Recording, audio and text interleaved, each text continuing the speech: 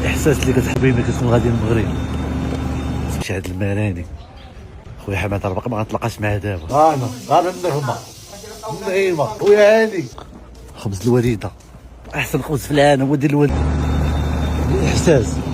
الاحساس اللي كتحبي ملي كتكون غادي للمغرب سبحان الله. باش تشوف ليلين مع الامطار اللهم بارك. طريق السلامه للجميع. طياره طيري معاك التختار كتلقى كوب دافريك وماروك والبولين وماروك. شوف انا سيدي شوف تفرج الدول العربيه تفرجوا المستقبل. السلام عليكم.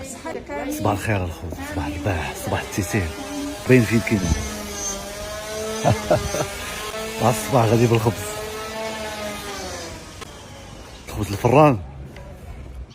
اجي غادي ندير الثانيه هو غنمشي عند المراني. خويا حماد راه باقي ما غنتلاقاش معاه دابا صابط. نمشيو نشربوا قهوه عند المراني. خوتي جيت عند خويا المراني اول واحد غنشوفو والله تا اول واحد غنشوفو انت. هو اقسم بالله الله يحفظك الله يكبر بك. انا النغمه خويا هاني كتقول لي البراني هو البراني. درافو الطايمه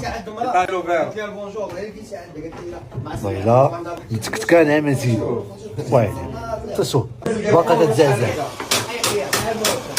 خبز المهم